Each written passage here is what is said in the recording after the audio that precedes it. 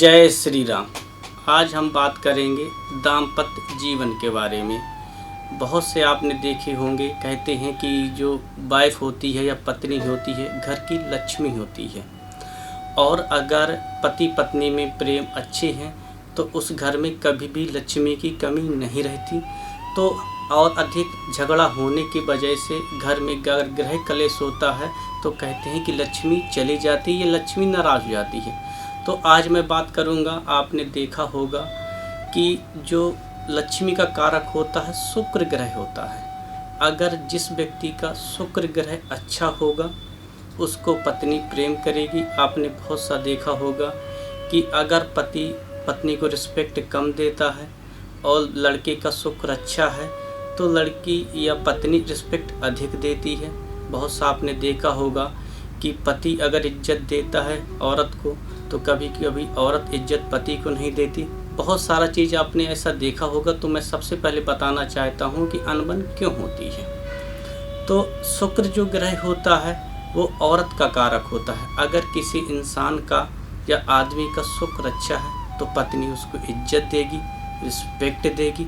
अगर उसका शुक्र खराब है तो आदमी कितना भी उसको रिस्पेक्ट दे, पत्नी उसको रिस्पेक्ट नहीं देती।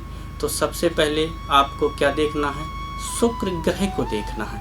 अगर आपका शुक्र अच्छा है तो लक्षण बताता हूँ, वो व्यक्ति साफ स्वच्छ कपड़े पहनता है, पत्नी को रिस्पेक्ट देगा, सफ़ेद चीज़ें उसको पसंद रहती हैं। और जैसे ही शुक्र अच्छा होगा तो जो व्यक्ति बोलेगा उसकी पत्नी उसका कहना मानती है। उसी तरह लड़कियों का, औरतों का बृहस्पति अच्छा होना चाहिए। बृहस्पति होता है पति का मालिक। तो बृहस्पति अगर अच्छा है तो पति औरत को इज्जत अधिक देगा।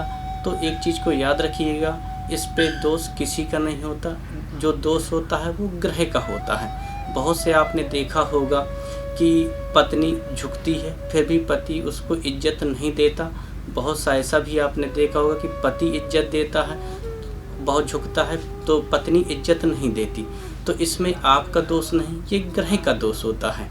ग्रह का इसलिए दोष होता है कि जैसा सप्तम घर होगा वैसे ही वो पति पत्नी को इज्जत देगी। जैसा सप्तम घर पत्नी का अच्छा होगा वैसे पति को इज्जत देगा। तो अगर झगड़ा होता है तो सबसे पहले पत्नी को क्या करना है, अगर पति उसका कहना नहीं मानता, इज्जत नहीं करता, तो विष्णु भगवान के सर्वप्रथम दर्शन करना है। क्योंकि जो बृहस्पति है वो हमारे इष्ट देव विष्णु भगवान होते हैं। तो 7 बृहस्पतिवार के दिन आपको चने की दाल लेना है और किसी गरीब को, ना कि ब्राह्मण को नहीं देना है, गरीब को देना है।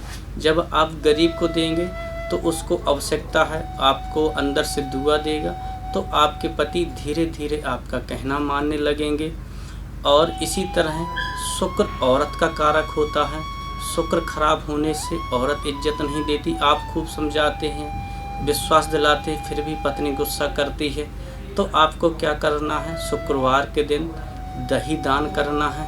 साथ में श्री सूक्तम का एक पाठ होता है, उस पाठ को करना है।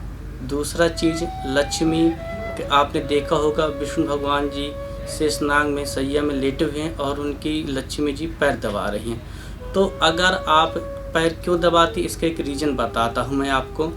शुक्र जो होता है वो उंगलियों में होता है औरत की, और जो शनि होता है वो आदमी के पैरों में होता है। तो अगर औरत शुक्रवार के दिन या शनिवार के दिन आदमी के या हस्बैंड के पैर दबाएगी तो उस पर कभी भी पैसों की कमी नहीं होगी, अचानक बड़े बड़े काम बनेंगे। और पत्नी को ही लक्ष्मी बोला गया है, माँ को क्यों नहीं बोला गया, पिता क्यों नहीं बोला, क्योंकि जहाँ से पत्नी देखी जाती है वहीं से रोजगार देखा जाता है। तो अगर आप चाहते हैं जीवन में कि आपकी संपत्ति हो, आपकी तरक्की हो, तो पत्नी को इज्जत दें और पत्नी पति को इज्जत दें। आपने बहुत सा देखा होगा, जिस घर में प्रेम पति पत्नी का रहता है आकस्मिक पैसा आता है। कहीं एक चीज़ को याद रखिएगा, पैसे के पीछे कभी भागना नहीं होता।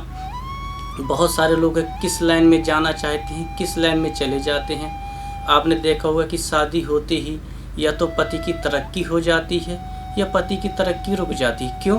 क्योंकि जहाँ से 7वां घर देखा जाता है, रोजगार होता है, वही पत्नी का होता है। तो रोजगार यानी पैसा कमाना, इसलिए इसे लक्ष्मी बोला गया है। तो आप पत्नी को रिस्पेक्ट दें, इज्जत दें। उसी तरह पत्नी के साथ में घर से पति का देखा जाता है, तो पत्नी इज्जत देगी तो पत्नी की तरक्की होगी, ग्रोथ होगा। और जब दोनों में प्रेम होता है, शुभ चीज़ होती है, तो हमेशा शुभ चीज़ होती चली जाती है। और आपस में मेल बना के रखें जिससे जीवन में तरक्की हो। और जैसे ही जीवन में तरक्की होती है तो संतान योग्य होती है। जिस तरह आपका स्वभाव रहेगा, जिस तरह सोच आपकी रहेगी, उसी तरह बच्चा आपको कंसीव होगा, उसी सोच का बच्चा आता है। कहते हैं ना कि जैसा पेड़ होगा फल वैसे ही लगता है। तो एक चीज़ को याद रखिएगा, अगर झगड़ा होता है आपस में तो विष्णु जी के दर्शन करें, बृहस्पतिवार को भंडारा कराएं। अगर पत्नी की बात पति नहीं मानता तो आपको देवी के मंदिर जाना है, देवी के स्थान में जाना है और दर्शन करना है। इतना आप करेंगे, दाम्पत्य जीवन आपका अच्छा रहेगा। मेरी मनोकामना है कि आप अच्छा रहे। जय श्री राम।